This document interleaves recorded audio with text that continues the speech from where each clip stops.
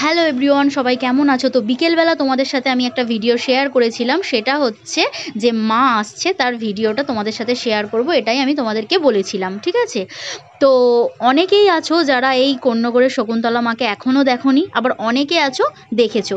কারণ আমাদের এই কন্যগড়ের শকুন্তলা পুজো তো একটা বিখ্যাত পুজো, তো বিভিন্ন জায়গা থেকে লোক আসে মাকে দেখার জন্য। তো দেখো, মা আসা শুরু হয়ে গেছে, তার জন্য কত আনন্দ সহকারে সবাই ভালোবেসে হরিনোট দিতে দিতে বাতাসা ছড়াতে ছড়াতে মাকে নিয়ে আসা হচ্ছে।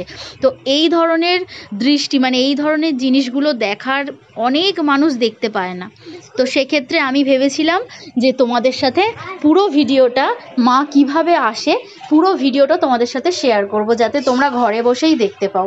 ঠিক আছে, তো আমি কন্যগড়ে থাকি, আমি এখানেই থাকি, বেশি দূরেও থাকি না, মন্দির থেকে জাস্ট 5 মিনিট, 5 থেকে 8 মিনিটের মধ্যেই থাকি। আমিও রাত্রেবেলা ঠাকুর দেখতে যাই না, এই